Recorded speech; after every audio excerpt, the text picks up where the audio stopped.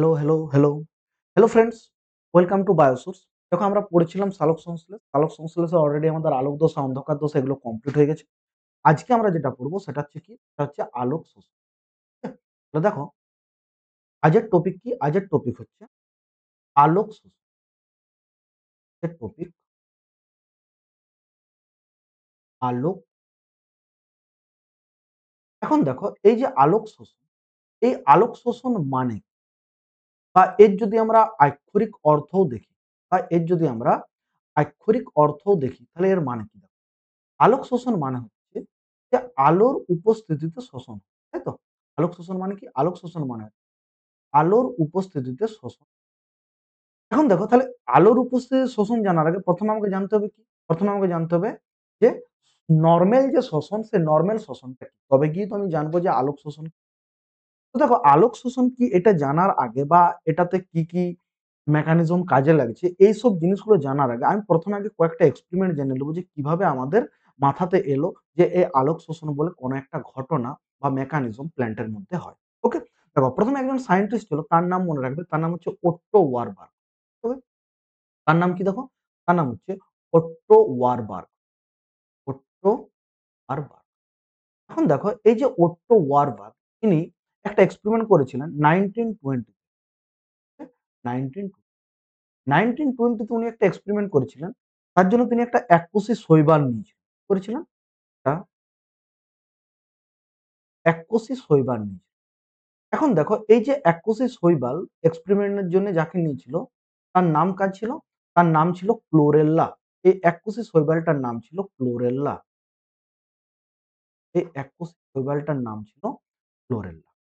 তো মনে করো সাপোজ যে আমি তোমাকে দেখাচ্ছি যে এটা হচ্ছে আমার সাপোজ আমি দেখাচ্ছি যে এটা হচ্ছে আমার একটা ক্লোরেল্লা। মনে করো জাস্ট ১ মিনিট, জাস্ট ১ মিনিট। মনে করো এটা হচ্ছে আমার কি? এটা হচ্ছে আমার সাপোজ ক্লোরেল্লা। এটা হচ্ছে আমার একটা এখন দেখো এই যে এককোষী শৈবাল ক্লোরেল্লা একে কি করেছিল? না এর আশেপাশে এর সারাউন্ডিং এ অক্সিজেনের পরিমাণ বাড়িয়ে দিয়েছে। তাহলে যখন এর আশেপাশে অক্সিজেনের পরিমাণকে বাড়িয়ে দিচ্ছিল, যখন এর আশেপাশে অক্সিজেনের পরিমাণকে বাড়িয়ে দিয়েছিল, তখন দেখতে পেয়েছিল যে এই যে ক্লোরেল্লা আমরা কি জানি এককোষী শৈবাল ক্লোরেল্লা সালোক সংশ্লেষে সক্ষম। তো এর যে সালোক সংশ্লেষের যে রেটটা সেটা কিন্তু কমে যাচ্ছে। এর যে আলোক সংশ্লেষ যে রেট, এর যে আলোক সংশ্লেষ, সে সালোক সংশ্লেষের রেটটা কিন্তু অনেকটা কমে যাচ্ছে। ওকে? এর সালোক সংশ্লেষের রেটটা কমে তাহলে অক্সিজেন যখন বাড়াচ্ছি তখন এর সালোক সংশ্লেষের হারটা কমে যাচ্ছে। তখন এই যে ঘটনাটা, এই ঘটনাটাকে বলা হলো কি? Warburg effect. এটা মনে রাখবে। ঠিক আছে? একে কি বলা হয়? এটাকে বলা হয় ওয়ারবার্গ, কে বলা হয় ওয়ারবার্গ ইফেক্ট কে বলা হয় ওয়ারবার্গ ইফেক্ট। অর্থাৎ ওয়ারবার্গ কি করেছিল?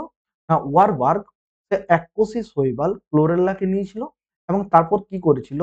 না সেই ক্লোরেল্লার আশেপাশে অক্সিজেনের পরিমাণকে বাড়িয়ে দিয়েছিল। ওকে?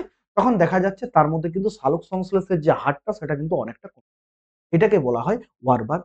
এখন দেখো এই যে অক্সিজেনের পরিমাণ বৃদ্ধি পেলে সালোক সংশ্লেষের হার কমছে, তাহলে অ্যাকচুয়ালি সেখানে কি মেকানিজম হচ্ছে সেই অক্সিজেনটাকে কাজে লাগে? এটার অ্যান্সার খুঁজতে গিয়ে বিজ্ঞানীরা একটা জিনিস লক্ষ্য করে দেখল।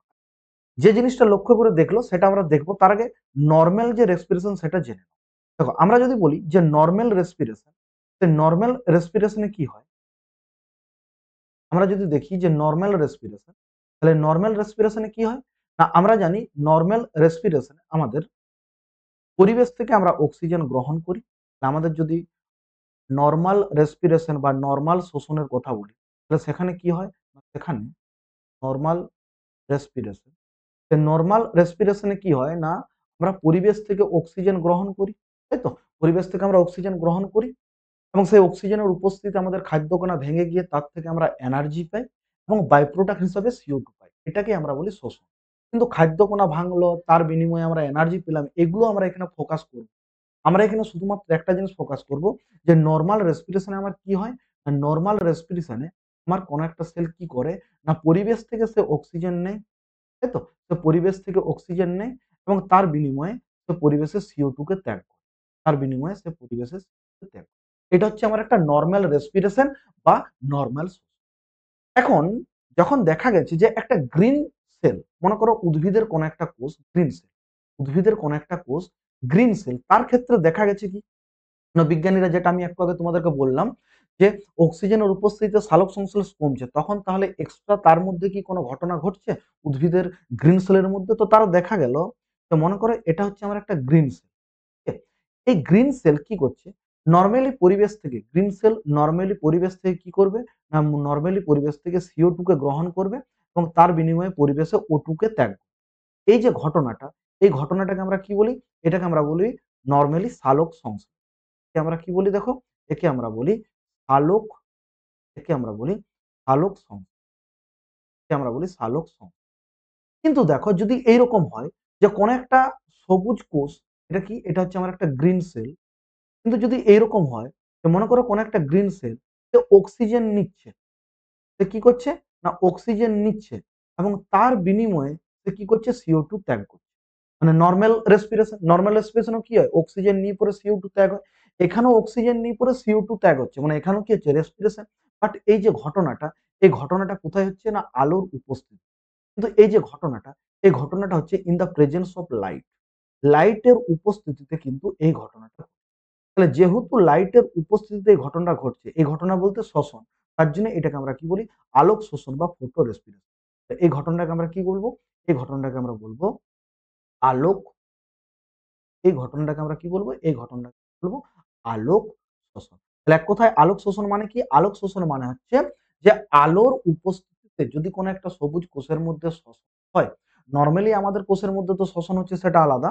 তার জন্য আমাদের লাইটের প্রেজেন্স অ্যাবসেন্ট এর কোনো ব্যাপার না। কিন্তু একটা গ্রিন সেল সে লাইটের উপস্থিতিতে পরিবেশ থেকে কি করছে? অক্সিজেন নিচ্ছে এবং তার বিনিময়ে CO2 ত্যাগ করছে। তার মানে কি হচ্ছে? শোষণ হচ্ছে। কিন্তু লাইটের উপস্থিতি। তার জন্য এটাকে বলবো আলোক শোষণ। এবার অক্সিজেনটাকে নিয়ে পরে কি করছে আর কিভাবে CO2 ত্যাগ করছে সেগুলো আমরা ধীরে ধীরে দেখবো। তাহলে অ্যাকচুয়ালি আলোক শোষণ যে মানে কি তার মানে কিন্তু আমরা ক্লিয়ার। চলো এবারে কয়েকটা ইনফরমেশন মনে রাখবে। এবারে নেক্সট আমরা কি করব, কয়েকটা ইনফরমেশন মনে রাখবো যে কোন সায়েন্টিস্ট প্রথম এটাকে দেখেছিল। দেখো প্রথমে তো ওয়ারবার্গ সে একটা এক্সপেরিমেন্ট করলো, তখন তার মাথাতে এলো যে অক্সিজেনের উপস্থিতিতে সালোক সংশ্লেষের হার কম। তারপরে আমরা কয়েকটা বিজ্ঞানীর নাম পাবো। যেমন প্রথমে মনে রাখবে, যেমন প্রথমে মনে রাখবে একজন বিজ্ঞানী, তার নাম হচ্ছে বিজ্ঞানী ডেকার। ঠিক আছে, একজন বিজ্ঞানী, তার নাম কি? তার নাম হচ্ছে ডেকার। তাহলে এরপরে আমরা একজন বিজ্ঞানীর নাম পাবো, তার নাম কি? বিজ্ঞানী ডেকার। তো বিজ্ঞানী ডেকার সে প্রথম কি বলেছিল? তো বিজ্ঞানী ডেকার সে প্রথম বলেছিল, সালটা ছিল 1959, 1959।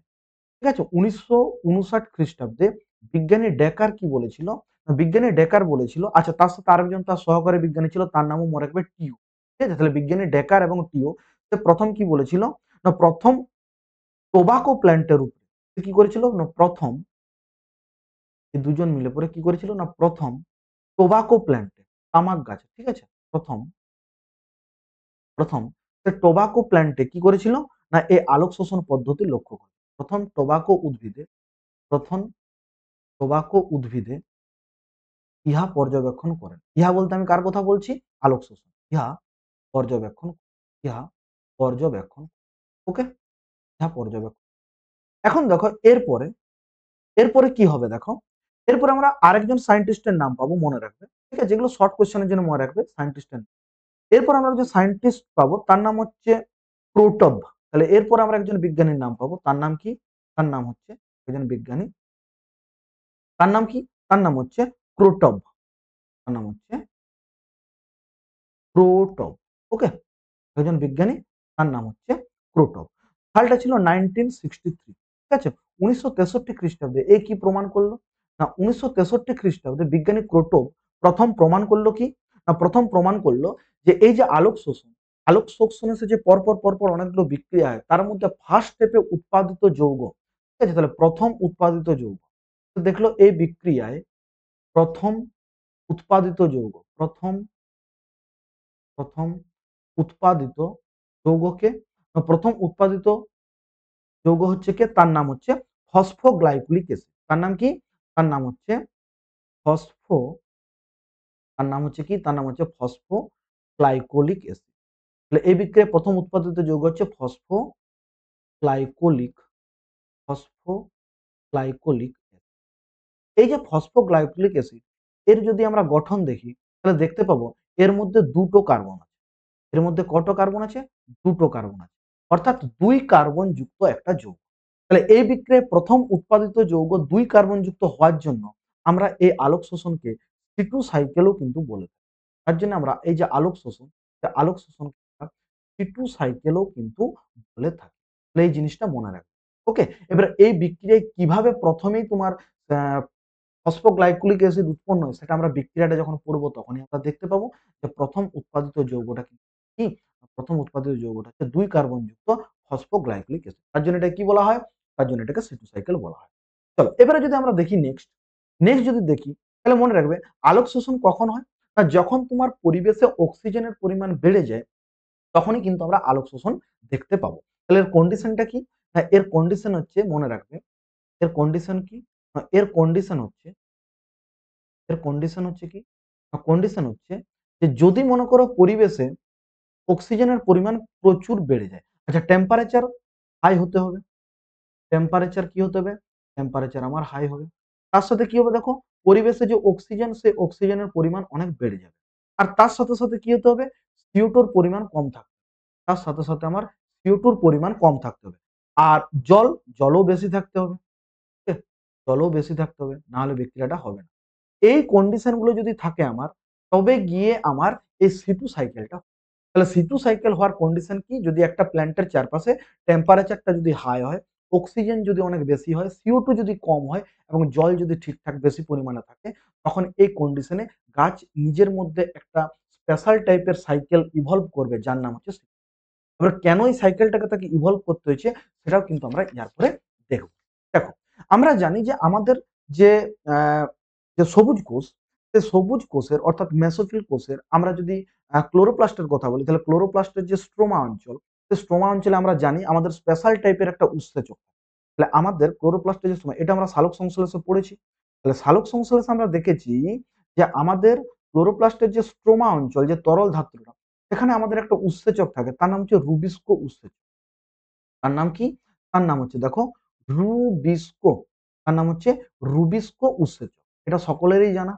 রুবিস্কো উৎসেচক। কেন সকলের জানা? কারণ অলরেডি আমাদের পড়া হয়ে গেছে অন্ধকার দশা। সেখানে আমরা দেখেছি এই রুবিস্কো উৎসেচক কি করছিল? না RUBP নামক ৫ কার্বন যুক্ত শর্করার সাথে CO2 কে যোগ করছিল। তবে গিয়ে আমার অন্ধকার দশাটা শুরু হয়েছে। যারা দেখোনি তারা অবশ্যই এর আগে আমাদের অন্ধকার দশার ক্লাসটা অবশ্যই দেখে নাও। ঠিক আছে? এখন দেখো এই যে রুবিস্কো উৎসেচক, এই রুবিস্কো উৎসেচকের ডুয়াল নেচার। এর কি থাকে দেখো? এই রুবিস্কো উৎসেচকের মধ্যে আমরা একটা ডুয়াল নেচার দেখতে পাই। ডুয়াল নেচার মানে কি? মনে করো সাপোজ এটা হচ্ছে তোমার রুবিস্কো উৎসেচক। মনে করো এটা হচ্ছে তোমার রুবিস্কো উৎসেচক। আচ্ছা এই রুবিস্কো উৎসেচক কি করে? না এ অক্সিজেনের সাথেও RUBP কে যোগ করতে পারে। আবার CO2 র সাথেও RUBP কে যোগ করতে সাহায্য করে। অর্থাৎ আমরা দেখতে পাচ্ছি যে রুবিস্কো উৎসেচকের মধ্যে একটা দ্বিচারিতা ধর্ম বর্তমান। এটাকে কি বলা হয়? এটাকে বলা হয় রুবিস্কো উৎসেচকের দ্বিচারিতা ধর্ম। এটা তোমাকে পরীক্ষায় কোয়েশ্চেনও দেয়। ঠিক আছে? তাহলে একে কি বলা হয়? দ্বিচারিতা ধর্ম বা ডুয়াল নেচার। তাহলে রুবিস্কো উৎসেচকের মধ্যে কি আছে? না রুবিস্কো উৎসেচকের মধ্যে একটা দ্বিচারিতা ধর্ম আছে বা ডুয়াল নেচার আছে। সে কি করে? এক সে কি করে? দেখো, আমাদের স্টোমাতে একটা ৫ কার্বনযুক্ত সুগার থাকে, যাকে আমরা কি বলি? তাকে আমরা বলি আ রাইবোলোজ বিসফসফেট বা RUBP যেটা আমরা অন্ধকার দশায় পড়েছি। তাহলে আমার স্টোমাতে একটা ৫ কার্বনযুক্ত একটা শর্করা থাকে যার নাম হচ্ছে রাইবোলোজ বিসফসফেট বা RUBP। এই RUBP র সাথে CO2 কে যোগ করতে সাহায্য করে কে? আমার এই রুবিস্কো উৎসেচক। তার সাথে রুবিস্কো উৎসেচক দেখো আরেকটা কি করে? না সেম টু সেম সেই RUBP র সাথে সেম টু সেম সেই RUBP র সাথে অক্সিজেনকেও যোগ করতে সাহায্য করে। অর্থাৎ রুবিস্কো উৎসেচকের মধ্যে আমরা একটা দ্বিচারিতা ধর্ম লক্ষ্য করছি। কি? না সে RUBP শর্করার সাথে CO2 কেও যোগ করতে পারে। সে RUBP শর্করার সাথে O2 কেও যোগ করতে পারে। এবারে তোমাদের কোয়েশ্চেন হচ্ছে যে তাহলে কখন কাকে যোগ করবে? এটা ডিপেন্ড করছে পরিবেশে কার পরিমাণ বেশি থাকবে। তাহলে পরিবেশে যদি মনে করো CO2 র পরিমাণ বেশি থাকে তাহলে সে কি করবে রুবিস্কো? CO2 র সাথে স্টোমাতে থাকা RUBP কে যোগ করবে। পরিবেশে যদি O2 র পরিমাণ বেশি থাকে তাহলে সে কি করবে? না স্টোমাতে থাকা RUBP র সাথে O2 কে যোগ করবে। এখন দেখো RUBP র সাথে যদি CO2 যোগ হয় তাহলে কি হয়, এটা আমাদের অন্ধকার দশায় পড়া হয়ে গেছে।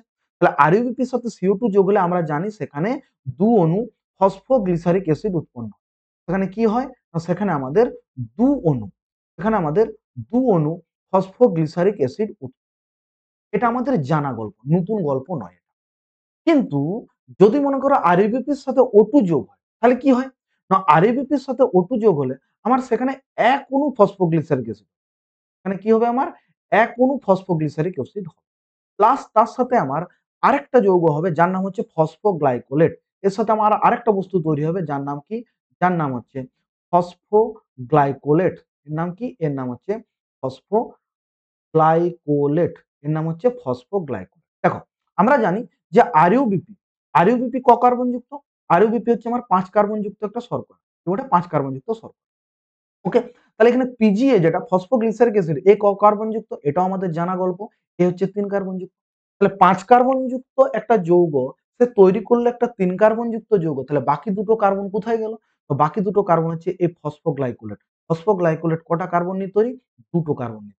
আর এটাই হচ্ছে C2 সাইকেলের ১ম উৎপাদিত যৌগ। তার জন্য এটাকে C2 সাইকেল বলে। যেহেতু ১ম উৎপাদিত যৌগ ২ কার্বনযুক্ত। কিন্তু দেখো এখানে কি হয়েছিল?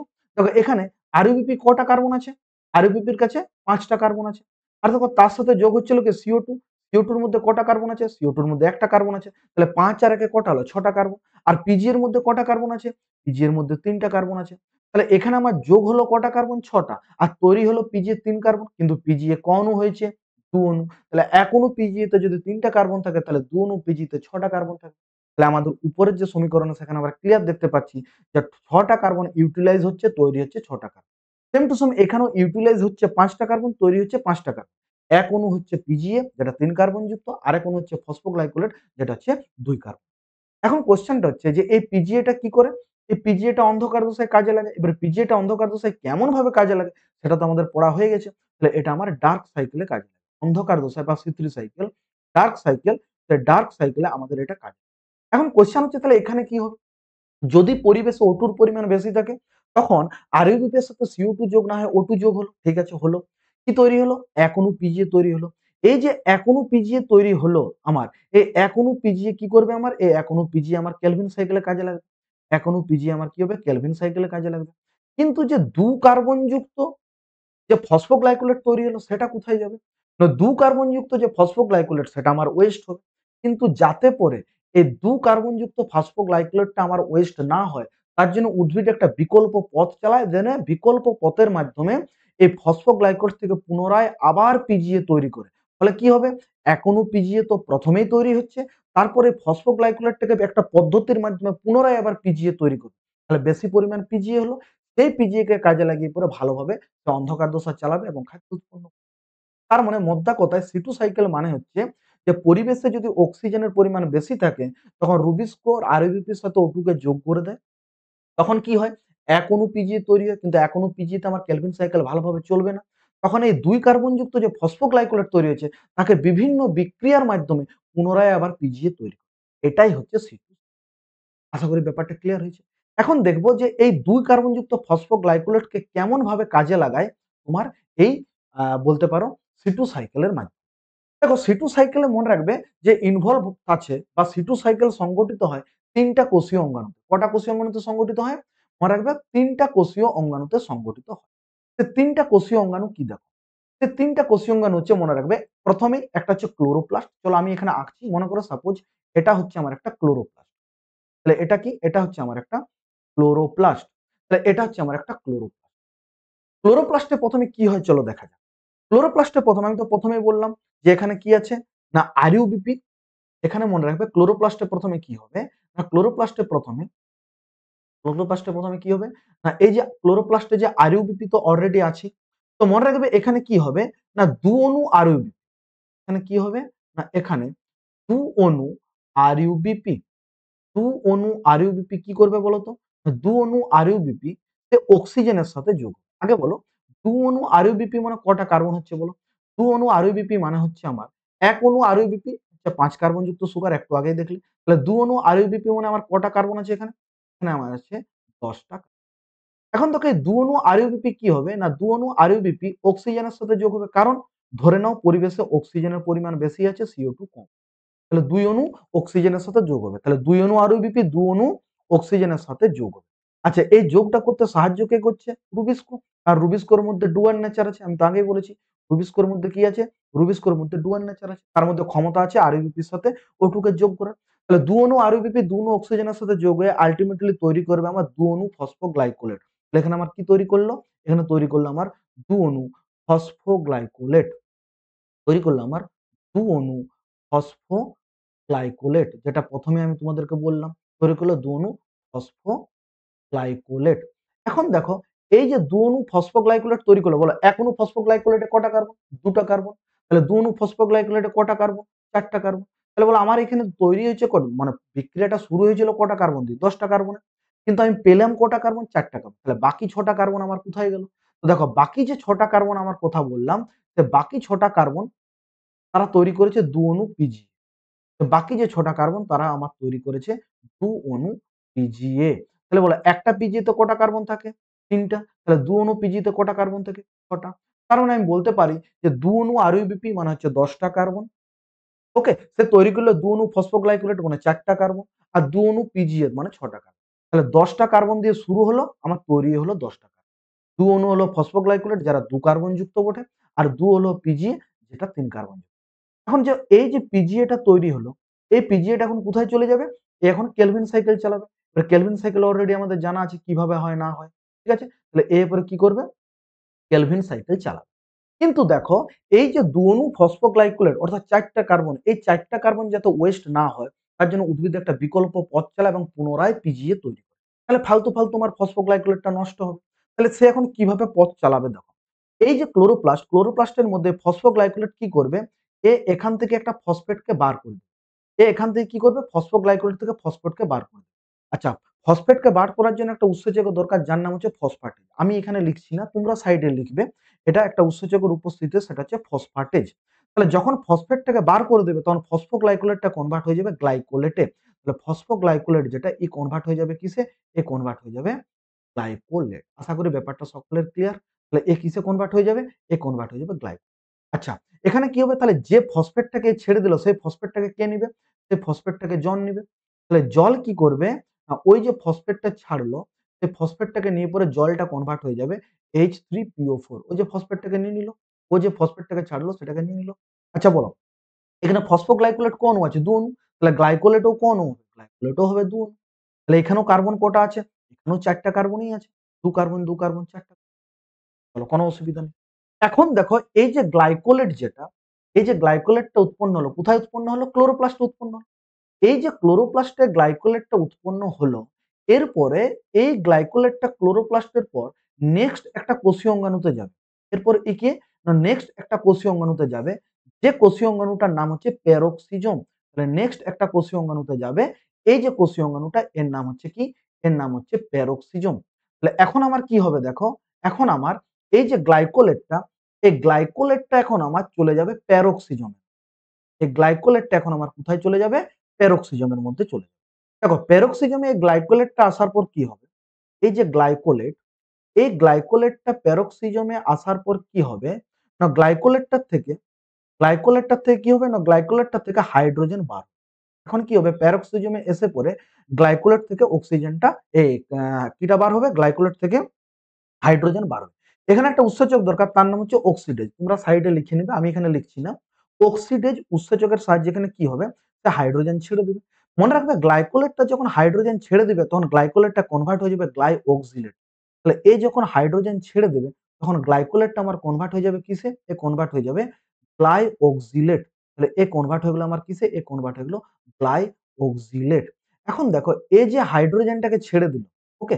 গ্লাইকোলেট কি করলো এখানে? গ্লাইকোলেট ও আবার হাইড্রোজেনটাকে ছাড়লো তবে গিয়ে গ্লাইঅক্সিলেট হলো। এই হাইড্রোজেনটাকে নিয়ে নেয় কে? অক্সিজেন। তাহলে অক্সিজেন এই হাইড্রোজেনটাকে নিয়ে পরে অক্সিজেনটা কনভার্ট হয়ে যায় হাইড্রোজেন পারক্সাইড অর্থাৎ H2O2। তাহলে মনে রাখবে যে প্যারক্সিজমে হাইড্রোজেন পারক্সাইড তৈরি হয়। কেন তৈরি হয়? কারণ গ্লাইকোলেট থেকে গ্লাইঅক্সিলেট হওয়ার সময় তার হাইড্রোজেনটাকে অক্সিজেন নিয়ে পরে তৈরি হয়ে যায় H2O2। কিন্তু এই H2O2 আমাদের শরীরের জন্য ক্ষতি বা বলতে পারো প্ল্যান্টের কোষের জন্য ক্ষতি। তখন কি হয়? এই হাইড্রোজেন পারক্সাইডটা একটা উৎসেচক আছে, তার নাম হচ্ছে ক্যাটালেজ। এই হাইড্রোজেন পারক্সাইডটা এই ক্যাটালেজ উৎসেচকের সাহায্যে ভেঙে গিয়ে পরে সে কি তৈরি করবে? অক্সিজেন আর জল। সে ভেঙে পরে কি তৈরি করবে? জল তৈরি করবে প্লাস অক্সিজেন তৈরি করবে। অর্থাৎ হাইড্রোজেন পারক্সাইডটা ক্ষতিকর, তার জন্য ওকে হাইড্রোজেন পারক্সাইড থাকতে দিচ্ছে না, তাকে ভেঙে পরে জল করে দিচ্ছে আর অক্সিজেন করে দিচ্ছে। কে? ক্যাটালেজ। এখন দেখো এই যে গ্লাইঅক্সিলেট তৈরি হলো, এই গ্লাইঅক্সিলেটটা এবারে কি হবে? এই প্যারক্সিজমের মধ্যেই। এই প্যারক্সিজমের মধ্যে এই গ্লাইঅক্সিলেটটা এখন কনভার্ট হয়ে যাবে কিসে? গ্লাইসিন। এই গ্লাইঅক্সিলেটটা কনভার্ট হয়ে যাবে কিসে? গ্লাইসিন। কিন্তু কিভাবে হলো সেটাও আমি বলছি। তাহলে গ্লাইঅক্সিলেটটা এখন কনভার্ট হয়ে যাবে কিসে? গ্লাইসিন। আচ্ছা মনে রাখবে এগুলো সব ২ অণু করে। দেখো উপরে গ্লাইকোলেট ২ অণু ছিল। তাহলে নিচে গ্লাইঅক্সিলেট ক অণু হবে? এটাও ২ অণু হয়েছে। তাহলে এখানে গ্লাইসিন ক অণু হলো? গ্লাইসিনও ২ অণু। এখন কোয়েশ্চেনটা হচ্ছে গ্লাইঅক্সিলেট থেকে গ্লাইসিন হলো কিভাবে? এটা হচ্ছে কোয়েশ্চেন। দেখো গ্লাইসিন থেকে ওকে সরি গ্লাইঅক্সিলেট থেকে গ্লাইসিন হলো এটার জন্য দরকার কি? না এটার জন্য দরকার আমার কি? না একটা NH2 গ্রুপ এখানে দিতে হবে। তাহলে গ্লাইঅক্সিলেটের সাথে যদি একটা NH2 গ্রুপ যোগ হয়ে যায় তাহলে গ্লাইঅক্সিলেটটা কনভার্ট হয়ে যাবে গ্লাইসিন। এখন কোয়েশ্চেনটা হচ্ছে এই NH2 গ্রুপটা পেলো কোথায়? এটা পেলো কার কাছ থেকে? এটা একজনের কাছ থেকে পাবে। তার নাম হচ্ছে কি? গ্লুটামেট। তাহলে এখানে একজন থাকবে তার নাম হচ্ছে কি? তার নাম হচ্ছে গ্লুটামেট। এখন দেখো এই যে গ্লুটামেট, গ্লুটামেট কি করে? সে তার একটা NH2 গ্রুপকে দিয়ে দেয় গ্লাইঅক্সিলেটকে এবং গ্লুটামেট সে নিজে কনভার্ট হয়ে যায় আলফা কিটো গ্লুটারেট। সে নিজে কনভার্ট হয়ে গেল কিসে? আলফা কিটো গ্লুটারেট। সে কনভার্ট হয়ে গেল আলফা কিটো গ্লুটারেটে, গ্লুটারেটে কনভার্ট। তার মানে কি? গ্লুটামেট তার একটা NH2 গ্রুপ, গ্লুটামেট তার একটা NH2 গ্রুপ ছেড়ে দিল, তখন গ্লুটামেটটা কনভার্ট হয়ে গেল আলফা গ্লুটোগ্লুটারেসে। আর এই NH2 টা কাকে দিয়ে দিল? NH2 টা দিয়ে দিল গ্লাইঅক্সিলেট থেকে, তখন গ্লাইঅক্সিলেটটা হয়ে গেল কি? গ্লাইসিন। পুরো ক্লিয়ার? এখন দেখো এই যে গ্লাইসিন যেটা তাহলে কোন হয়েছে? ২ অণু। এই গ্লাইসিনটা এবারে কি হবে দেখো? গ্লাইসিনটা এবারে চলে যাবে নেক্সট একটা আমার কোষীয় অঙ্গাণু আছে। গ্লাইসিন টাইপের চলে যাবে আমার নেক্সট একটা কোষীয় অঙ্গাণুর মধ্যে। যে কোষীয় অঙ্গাণুর নাম কি? যে কোষীয় অঙ্গাণুর নাম হচ্ছে মাইটোকন্ড্রিয়া। তাহলে এরপরে কি হবে দেখো? এরপরে এই গ্লাইকোজেনটা চলে যাবে কোথায়? মাইটোকন্ড্রিয়া। দেখো মাইটোকন্ড্রিয়ায় যখন এই গ্লাইসিনটা চলে এলো, মাইটোকন্ড্রিয়াতে যখন তোমার এই যে গ্লাইসিন, এই গ্লাইসিনটা যখন এই মাইটোকন্ড্রিয়াতে চলে এলো, দেখো মাইটোকন্ড্রিয়াতে এখন গ্লাইসিনটা চলে এলো। এখন এই গ্লাইসিনটা কোন অণু এসেছে মাইটোকন্ড্রিয়ায়? ২ অণু। তাহলে ২ অণু গ্লাইসিন মাইটোকন্ড্রিয়ায় চলে এসেছে। তাহলে কার্বন কটা আছে বলো? ১ অণু গ্লাইসিনের কটা কার্বন? প্রথম থেকে দেখে আসছি ২ টো কার্বন। তাহলে ২ অণু এখানে গ্লাইসিনের ক অণু কার্বন আছে? ৪ অণু কার্বন আছে। যাই হোক। এখন দেখো এই ২ অণু গ্লাইসিন এখন মাইটোকন্ড্রিয়ায় কি করবে দেখো? এই ২ অণু গ্লাইসিন এখন মাইটোকন্ড্রিয়ায় কি করবে? সে CO2 কে ত্যাগ করবে। ২ অণু গ্লাইসিন মাইটোকন্ড্রিয়াতে এসে পরে সে কি করবে? না এখান থেকে একটা CO2 কে ত্যাগ করবে। মানে দুটো গ্লাইসিন মিলে পরে একটা CO2 কে ত্যাগ করবে। তার সাথে হাইড্রোজেনকে ত্যাগ করবে। তার সাথে কি করবে? হাইড্রোজেনকে ছেড়ে দেবে। আচ্ছা হাইড্রোজেন যেটাকে ছেড়ে দিবে সেই হাইড্রোজেনটাকে কে নিবে? NAD+। NAD+ হাইড্রোজেনটাকে নিয়ে পরে সে কনভার্ট হয়ে যাবে NADH+। সে কনভার্ট হয়ে যাবে কিসে? NAD+। তার সাথে, সাথে কি হবে? এখান থেকে একটা NH4 গ্রুপও বার হবে। এখান থেকে কি হবে? একটা NH4 গ্রুপও বার হবে। এই যে আমি তোমাদেরকে দেখালাম যে এখান থেকে একটা CO2 বার হলো, একটা NH4 বার হলো, একটা হাইড্রোজেন বার হলো। এই পুরো ঘটনাটা দুটো গ্লাইসিন মিলে, দুটো গ্লাইসিন মিলে পরে এই ঘটনাটা ঘটছে। একটা গ্লাইসিনে কিন্তু নয়। এই কথাটা মাথায় রাখবে। এখন এইগুলো বার করে দেওয়ার পর এগুলো বলতে CO2 কে, NH4 কে আর হাইড্রোজেনকে বার করার পর দুটো গ্লাইসিন মিলে পরে আমার কনভার্ট হলো একটা সেরিন। কিসে কনভার্ট হয়ে গেল আমার? একটা সেরিনে কনভার্ট। একটা সেরিনে কনভার্ট। তাহলে বলো এখানে ছিল কটা কার্বন? ৪ টা। একটা কার্বন তো বার হয়ে গেছে CO2 ফর্মে। তাহলে বলো সেরিন ক কার্বন যুক্ত হবে? obviously সেরিন তখন আমার ৩ কার্বন। আশা করি এতটুকু সবার। তাহলে এখন আমার সেরিন তো তৈরি হয়ে গেল। এখন দেখো এই যে মাইটোকন্ড্রিয়া, এই মাইটোকন্ড্রিয়া থেকে এবার কি হবে? এই সেরিনটা পুনরায় আগের কোষীয় অঙ্গাণুতে ফিরে যাবে। তার মানে এই সেরিনটা এখন কি হবে? পুনরায় তার আগের কোষীয় অঙ্গাণু মানে কি? পেরিক্সোজোমে ফিরে যাবে। তাহলে সেরিনটা এখন কোথায় চলে এলো? আমার এই সেরিনটা এখন চলে এলো তোমার পারক্সিজোমে। পারক্সিজোমে ব্যাক করে চলে এলো। এখন এই সেরিনটা এখন কনভার্ট হবে কিসে দেখো? এই যে সেরিনটা, এই সেরিনটা এখন আমার কনভার্ট হয়ে যাবে হাইড্রোক্সি পাইরুভেট। এ কনভার্ট হয়ে যাবে কিসে এখন? এ কনভার্ট হয়ে যাবে এখন আমার হাইড্রোক্সি পাইরুভেট। হাইড্রোক্সি, হাইড্রোক্সি পাইরুভেটে কনভার্ট। কেন কনভার্ট হলো? তারও আমাদেরকে যুক্তি জানতে হবে। Hydroxy pyruvate. দেখো এই যে এখন হাইড্রোক্সি পাইরুভেটে কনভার্ট হয়ে গেল, এটার জন্য তাকে কি করতে হয়? এটার জন্য তাকে NH3 ত্যাগ করতে হয়। তাহলে হাইড্রোক্সি পাইরুভেট হতে গেলে কি হতে হয়? না হাইড্রোক্সি পাইরুভেট হতে গেলে সেরিনকে একটা NH2 গ্রুপ ছাড়বে। তাহলে এখন এই যে NH2 গ্রুপ ছাড়বে, দেখো এই যে NH2 গ্রুপটা এখন এই যে ছাড়বে, সেই NH2 গ্রুপটাকে নিয়ে পরে এখন আমার কি হবে? না সেই NH2 গ্রুপটাকে এখন নিয়ে পরে আমার সেই NH2 গ্রুপটাকে এখন নিয়ে পরে আমার এই আলফা কিটো গ্লুটারেট যেটা, সেই আলফা কিটো গ্লুটারেটটা দেখো পুনরায় গ্লুটামেটে কনভার্ট হয়ে যাবে। আরেকবার বলছি, গ্লুটামেট NH2 ছেড়ে দিল তখন হলো আলফা কিটো গ্লুটারেট। তার মানে নিশ্চয়ই আলফা কিটোলেট NH2 কে নিলে পরে সে কি হবে? গ্লুটামেট। ব্যাপারটা তো একই। তাহলে দেখো এখানে গ্লুটামেট NH2 কে ছেড়ে দিয়েছিল, হয়েছিল আলফা কিটো গ্লুটারেট। এখন সেরিন থেকে NH2 টাকে আলফা কিটো গ্লুটারেট নিয়ে পরে কনভার্ট হয়ে যাচ্ছে গ্লুটামেট। তখন আমার সেরিনটা NH2 টাকে ছেড়ে দেওয়ার পর সেরিনটা এই NH2 গ্রুপটাকে ছেড়ে দেওয়ার পর সেরিনটা কনভার্ট হয়ে গেল হাইড্রোক্সি পাইরুভেটে, কিন্তু সেই NH2 সেটাকে নিয়ে পরে আমার আলফা গ্লুটারেটটা পুনরায় কনভার্ট করে। ব্যাপারটা বুঝাতে পেরেছি? এবারে দেখো এই যে হাইড্রোক্সি পাইরুভেট যেটা তৈরি হলো, এই হাইড্রোক্সি পাইরুভেটটা এবারে কি হবে? না এবারে একটা হাইড্রোজেনকে গ্রহণ, হাইড্রোক্সি পাইরুভেট এবারে কি করবে? একটা হাইড্রোজেনকে গ্রহণ করবে এবং সে কনভার্ট হয়ে যাবে গ্লিসারেট। কিসে কনভার্ট হয়ে যাবে? কনভার্ট হয়ে যাবে গ্লিসারেট। তাহলে আমার কনভার্ট হয়ে গেল গ্লিসারেট। আচ্ছা হাইড্রোজেনটা পাবে কোথা থেকে? সে হাইড্রোজেনটা পাবে আমার ওই যে তৈরি হয়েছিল NADH, ওই যে আমার তৈরি হয়েছিল NADH প্লাস, তার থেকে হাইড্রোজেনটাকে নিয়ে নেবে। তার মানে NADH প্লাসটা আমার কনভার্ট হয়ে গেল NAD প্লাস, কারণ ওর হাইড্রোজেনটা নিয়ে নিয়েছে, দিনে হাইড্রোক্সি পাইরুভেটটা আমার হয়ে গেছে গ্লিসারেট। ওকে?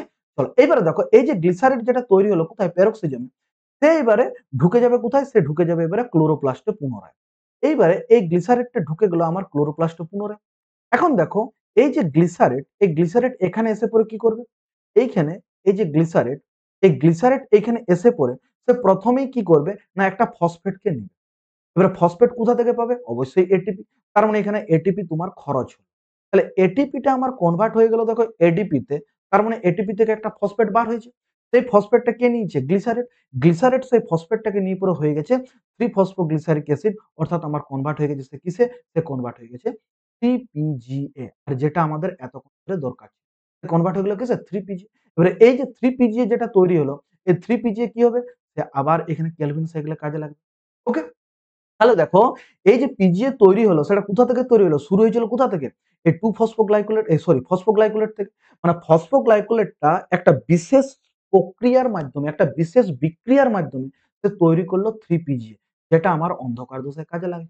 তো এই যে আমার ফসফোগ্লাইকোলেটটা যে বিশেষ পদ্ধতির মাধ্যমে আবার আমার 3 পিজিএ তে তৈরি করলো, এটাই হচ্ছে আমার, এটা হচ্ছে আমার কি এই পুরো সাইকেলটা হচ্ছে এবার এখানে একটা জিনিস তোমরা দেখো না, তাহলে গোটা সাইকেলটার মেইন উদ্দেশ্য কি ছিল? না পরিবেশে যেহেতু O2 র পরিমাণ বেড়ে গেছিল, তার জন্য RUBP O2 র সাথে যোগ হয়ে পড়ে আমার 3PGA দিয়েছিল। কিন্তু এক্সট্রা যে ফসফোগ্লাইকোলেটটা তৈরি হয়ে গেছিল, দেখো এক্সট্রা যে ফসফোগ্লাইকোলেটটা তৈরি ছিল, সে যাতে আমার ওয়েস্ট না হয়, তার জন্য তাকে একটা বিশেষ পদ্ধতির মাধ্যমে পুনরায় তাকে কনভার্ট করে দিলাম 3PGA তে, যেটা আমার এখন কাজে লেগে গেল। অর্থাৎ অন্ধকার 3PGA টা আমার যত বেশি 3PGA তৈরি হবে আমারই ভালো, তত কি হবে? উদ্ভিদের মধ্যে তত বেশি ডার্ক সাইকেল চলবে, তত বেশি। তাহলে এটা হচ্ছে সিটু সাইকেলের উদ্দেশ্য। তাহলে সিটু সাইকেল হওয়ার মেইন উদ্দেশ্য কি? না এই যে তোমার ফসফোগ্লাইকোলেট সেটা যাতে ওয়েস্ট না যায়, তাকে পুনরায় 3PGA তে কনভার্ট করা হলো এবং আমাদের অন্ধকার। এবারে এখানে একটা কনসেপ্ট মনে রাখবে। এখানে একটা জিনিস ভালো করে দেখো তুমি। যদি আমরা এই জায়গাটায় দেখি, বলো এখানে কটা আমার এখানে গ্লাইওক্সিলেট ছিল? ২ টো। এই জায়গাটা ভালো করে দেখো। আমার এখানে কটা গ্লাইওক্সিলেট ছিল? ২ টো। তাহলে একটা গ্লাইওক্সিলেট থেকে একটা গ্লাইসিন হতে গেলে আমার একটা গ্লুটামেট দরকার। তাহলে ২ টো গ্লাইওক্সিলেট থেকে ২ টো গ্লাইসিন হতে গেলে আমার এখানে কটা গ্লুটামেট দরকার? ২ টা গ্লুটামেট দরকার। তাহলে দেখো একটা গ্লাইওক্সিলেটকে একটা NH2 গ্রুপ দিলে একটা গ্লাইসিন। তাহলে ২ টা গ্লাইওক্সিলেটকে ২ টো NH2 দিতে হবে, তবে গিয়ে ২ টো গ্লাইসিন হবে। আর ২ টো NH2 পেতে গেলে আমাকে ২ টো গ্লুটামেটের দরকার। কারণ NH2 তো গ্লুটামেটই ছাড়ে। তাহলে এখন দেখো এইখানে তোমার একটা NH2 নিয়ে পরে, একটা NH2 নিয়ে পরে আমার আলফা কিটো গ্লুটারেটটা গ্লুটামেট হয়েছে। মানে আমি এখনো গ্লুটামেট পেয়েছি। কিন্তু আমার পরের সাইকেলে তো আমার ২ টো গ্লুটামেট দরকার। যখন পুনরায় আবার সাইকেলটা হবে, তখন তো আমার এখানে গ্লুটামেট ২ টা দরকার। কারণ এখানে ২ টো গ্লাইওক্সালেট ২ টো গ্লাইসিন তৈরি। তার মানে এখানে ২ টো গ্লুটামেট দরকার। তো তার মধ্যে একটা গ্লুটামেট আমি এই সাইকেলটা চলতেই পেয়ে যাচ্ছি। কিন্তু আরেকটা গ্লুটামেট আমি, এটা হচ্ছে আমার একটা বড়। তো দেখো আশা করি ব্যাপারটা বুঝাতে পেরেছি। তাহলে দেখো দুটো গ্লুটামেটের মধ্যে একটা গ্লুটামেট আমি এই সাইকেলে পেয়ে যাচ্ছি। দেখো যখন সেরিন থেকে হাইড্রোক্সি পাইরুভেট হচ্ছে তখন যে NH2 বার হচ্ছে সেটাকে নিয়ে পরে আলফা কিটোগ্লুটারেট গ্লুটামেট হচ্ছে, মানে এখনো গ্লুটামেট পেয়ে গেল। কিন্তু পরের সাইকেলে দরকার কোটা দুটো গ্লুটামেট, তাহলে আরেকটা গ্লুটামেট আমি পাবো কোথা থেকে? এই যে আমার শেষে যে মাইটোকন্ড্রিয়ায় NH4 তৈরি হয়েছিল, ভালো করে দেখো, এই যে NH4 তৈরি হয়েছিল, এই NH4টা আমার কি হবে, এখান থেকে বার হয়ে পড়ে সে চলে যাবে ডাইরেক্ট আমার ক্লোরোপ্লাস্ট। কোথায় চলে যাবে? সে ডাইরেক্ট চলে যাবে আমার ক্লোরোপ্লাস্টে। ওকে, তাহলে এই যে NH4টা, এই NH4টা আমার কোথায় চলে যাবে বলো? এই NH4টা আমার চলে যাবে এইখানে ক্লোরোপ্লাস্ট। ওকে, NH4টা ক্লোরোপ্লাস্টে চলে যাবে। যে NH4টা আমার মাইটোকন্ড্রিয়ায় তৈরি হয়েছে। এখানে এসে পরে NH4টা ক্লোরোপ্লাস্টে কি করে এই ব্যাপারটা একটু দেখে নাও। তো আমি এটা এখানে দেখাচ্ছি। পার্টিকুলারলি আমি এখানে। দেখো আমার ক্লোরোপ্লাস্টে কি থাকে? ক্লোরোপ্লাস্টে আমার গ্লুটামেট থাকে। ক্লোরোপ্লাস্টে আমার কি থাকে? ক্লোরোপ্লাস্টে থাকে আমার গ্লুটামেট। ক্লোরোপ্লাস্টে থাকে আমার গ্লুটামেট।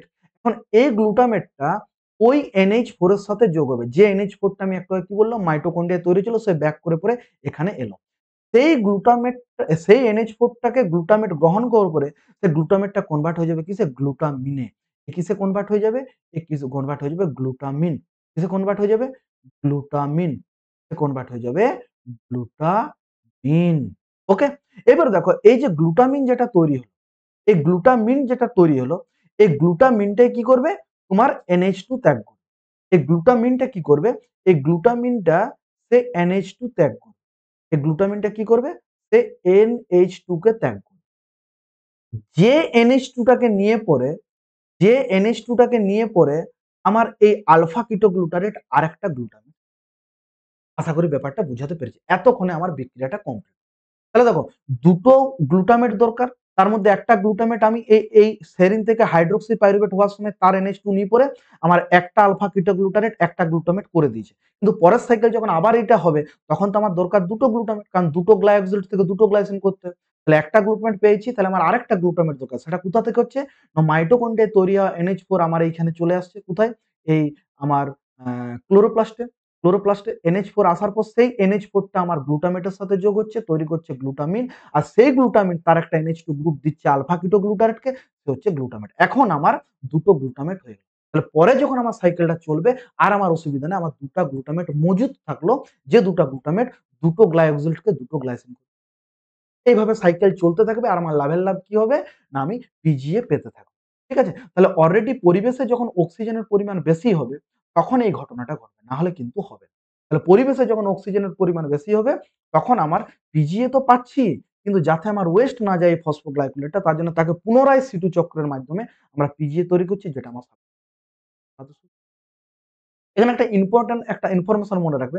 তবে এই জায়গায় আমার এটিপি খরচ হয়েছে। তাহলে মনে রাখবে C2 সাইকেল আমার এটিপি তো তৈরি হয় না, বরং এটিপি খরচ হয়। তাহলে এটাই ছিল আমাদের C2 সাইকেল। তাহলে C2 সাইকেলের প্রত্যেকটা বিক্রিয়া বুঝতে পারলে, বিক্রিয়াগুলো কোথায়, কোথায় হচ্ছে সেটাও বুঝতে পারলে। তাহলে মাইটোকন্ড্রিয়া ১ম এ দেখো ১ম কোষীয় অঙ্গনটা কি? ১ম কোষীয় অঙ্গনটা হচ্ছে আমার ক্লোরোপ্লাস্ট। ১ম কোষীয় অঙ্গনটা কে বটে? ১ম কোষীয় অঙ্গনটা হচ্ছে আমার ক্লোরোপ্লাস্ট। তাহলে মনে রাখবে C2 সাইকেল চলার জন্য আমার ৩ টা কোষীয় অঙ্গাণুর দরকার। তাহলে ১ম কোষীয় অঙ্গনটা কে? ক্লোরোপ্লাস্ট। তারপরে কি আছে? তারপরে এটা কে বটে আমার? এটা হচ্ছে প্যারোক্সিজোম। এটা হচ্ছে আমার প্যারোক্সিজোম। এটা হচ্ছে আমার প্যারোক্সিজোম। আর তারপরে কি আছে বলো? তারপরে যে আছে সে হচ্ছে মাইটোকন্ড্রিয়া।